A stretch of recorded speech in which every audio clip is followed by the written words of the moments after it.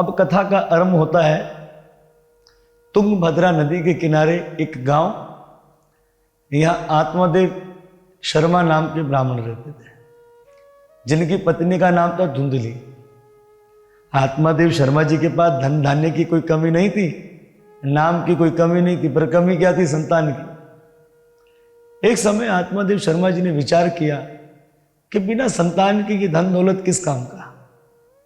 तो संतान जब नहीं हुई तो इन्होंने गौ माता को पाला, और हुआ ये कि गौ माता भी बांझ, उनसे भी संतान ना हो।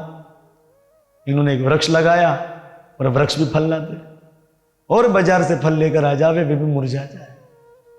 अब महाराज जब आत्मादेव शर्मा जी ने देखा, शोक मगन और आत्महत्या करने के लिए आत्मादेव शर्मा जी वन को जा रहे हैं।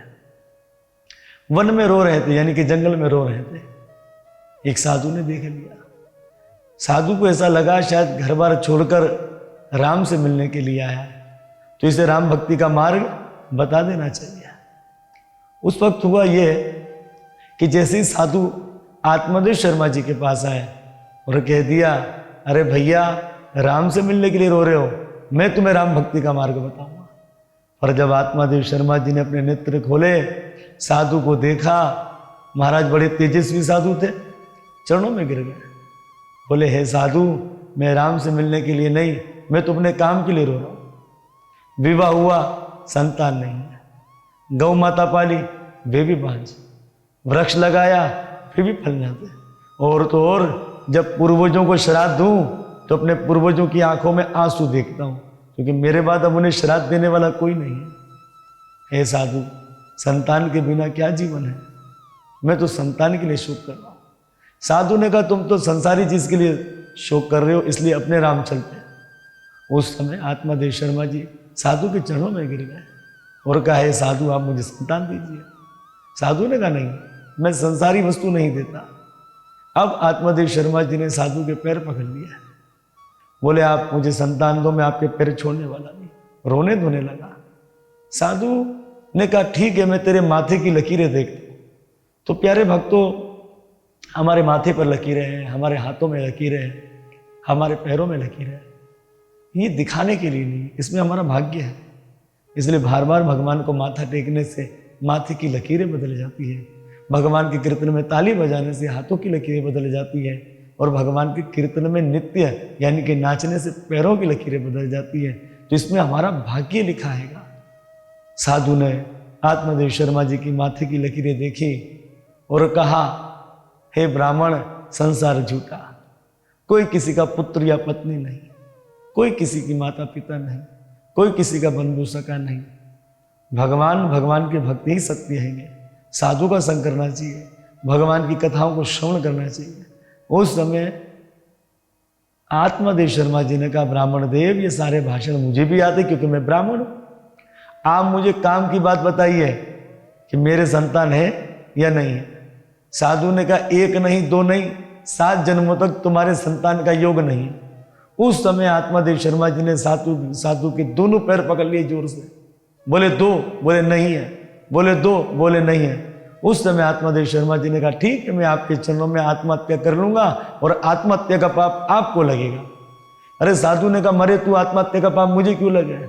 उस समय आत्मादेव शर्मा जी ने कहा, लो, मैं तो 1 जन्म के लिए रो रहा था, आपने तो मेरी 7 जन्मों की फाइलों को खोल दिया। अब तो मैं सुकून से मर भी नहीं सकता, क्योंकि आगे भी कुछ नहीं है, इसलिए दो, नहीं तो मैं आत्महत्या करूंगा। अरे साधु ने कहा, कहाँ फंस गए? अब हुआ ये कि साधु ने उसे सेब का फल दिया और कहा, ले, तेरी पत्नी को खिला दे, तेरे यहाँ पुत्र का जन्म होगा।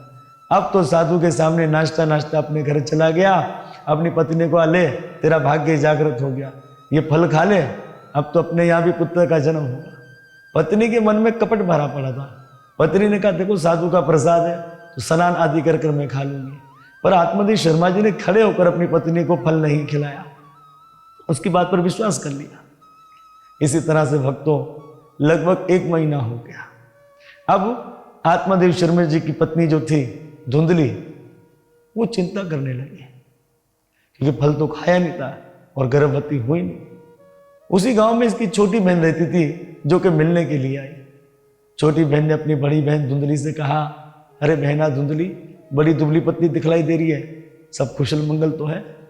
तो धुंधली ने कह दिया, ना जाने तेरे जीजा जी कहाँ से फल लेकर आ गए, मैंने फल को खाया नहीं और मैं गर्भवती हुई नहीं। हे मेरी बहन, इस फल को खाऊंगी मैं गर्भवती हो जाऊंगी, अगर सुखदेव जैसा पेट में बच्चा आ जाए तो।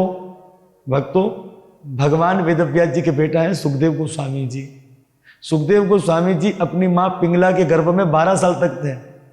तो यहां पर धुंधली उसी बात को दोहरा रही है कि सुखदेव जैसा अगर पेट में बच्चे आ जाए तो 12 साल तक पेट में रहेगा। और तो और गर्भवती स्त्री ना आ सकती है, ना गा सकती है, ना नाच सकती है।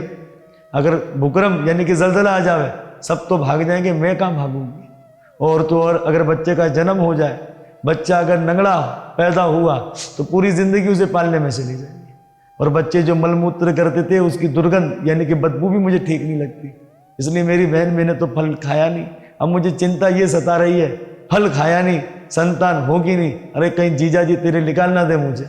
छोटी बहन ने कहा, चिंता क्यों करती है, मेरे 1 महीने का गर्भ है, जैसे ही मेरे यहाँ पुत्र का जन्म होगा मैं वो पुत्र तुम्हें दे दूंगी। और तब तक तुम अपने पति के सामने गर्भवती बनने का नाटक करो। और रही बात ये फल अपनी गाय को खिला देना ताकि किसी को पता ना लगे। अब ना तो पता लगेगा नहीं, और दूसरा ये तो पता लगे कि साधु सच्चे थे या झूठे थे, क्योंकि जो संतान होनी वो गाय से ही हो जाएंगे। इस तरह से भक्तों, छोटी बहन ने उसे ये बता दिया और वो चली गई। अब जो बड़ी खास जानकारी है वो हमें लेनी है। अब आप सोचोगे कि अपने पति के सामने कपड़ा पेट में डालकर नाटक करेगी तो क्या पति को पता नहीं लगा।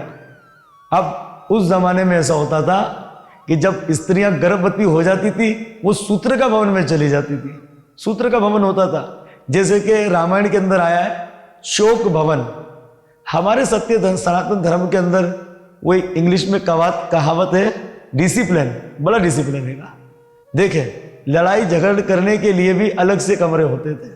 जब कैकेयी जी नाराज हो गई, शोक भवन में चली गई, राजा दशरथ जी को पता लगा, अच्छा तो मुझसे नाराज है। मतलब इससे हमें शिक्षा लेनी चाहिए, अगर पति पत्नी में कोई झगड़ा हो रहा है तो वो एक कमरे में हो रहा है, इस पर बच्चों पर असर नहीं पड़ेगा। इसी तरह हमारे सत्य सनातन धर्म में क्या होता था, जब स्त्रियां गर्भवती होती थी तो वो गर्भ स्त्री क्या होती थी, सूत्र का भवन में चली जाती थी। इससे क्या, ब्रह्मचारी रहती थी और संतान अच्छी होती थी। आज संतानें ठीक क्यों नहीं हो रही है, इसका कारण यह है क्योंकि जब गर्भवती स्त्री हो जाती है, जब पुरुष उसके संग कुछ कर्म करता है तो होता क्या है कि उससे संतान पर असर पड़ता है। इसलिए हमारे यहाँ बताया गया कि गर्भवती स्त्री को ब्रह्मचारी रहना चाहिए, भगवान का जप करना चाहिए ताकि संतान अच्छी पैदा हो। तो यहां से हमें शिक्षा लेनी चाहिए। अब आप ये सोचोगे कि सेब 1 महीने से मुरझाया नहीं।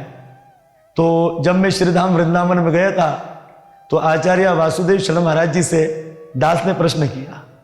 मैंने कहा, महाराज जी कौन सा फल था जो महीने तक खराब नहीं हुआ? तो उस समय आचार्य जी ने कहा, कृष्ण किशोर दास जी, जिस समय साधु ने फल दिया, आत्मादेव शर्मा जी फल को लेकर जा रहे थे, तो जिस साधु ने फल दिया, योग के द्वारा साधु ने अपने शरीर का त्याग कर दिया और साधु उस सेब में प्रवेश कर गए थे। इसलिए वो दिव्य फल था, वो मुरझाता नहीं था। इसलिए वो साधु था उस फल के अंदर, इसलिए वो फल मुरझाता नहीं था। तो 2 बातें हमें जानकारी मिल गई। अब हम कथा को आगे लेकर चलते हैं।